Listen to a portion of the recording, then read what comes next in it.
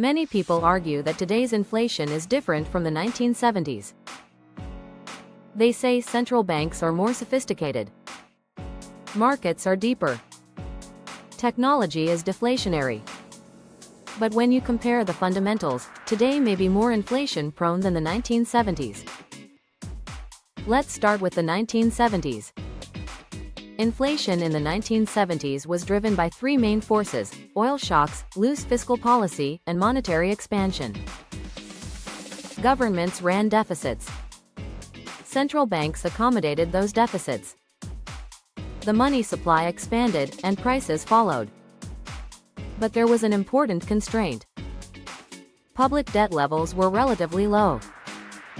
Governments still had room to raise taxes or cut spending. Political resistance existed, but it was not absolute. Now compare that to today. Today, public debt is structurally high.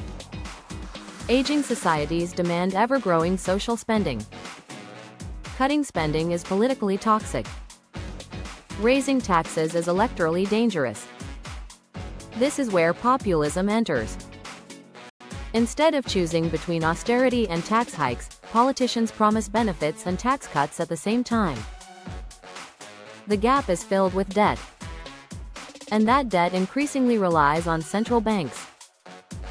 Quantitative easing was once an emergency tool. Now it is a permanent feature of the system. This creates a dangerous feedback loop. Debt grows. Central banks absorb it.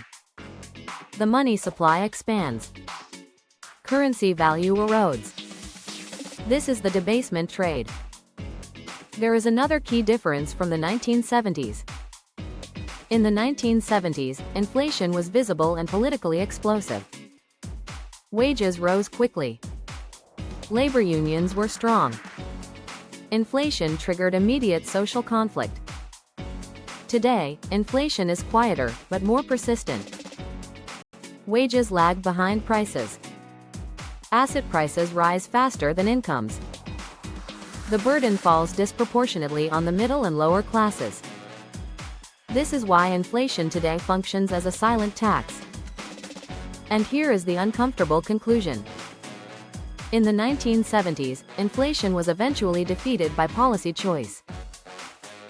Interest rates were raised. Recessions were accepted. Today, the political system is far less capable of making that choice. With high debt and aging populations, tight monetary policy risks fiscal collapse. That is why escaping inflation today may be harder than it was in the 1970s. Not because policymakers are weaker, but because the system itself is trapped.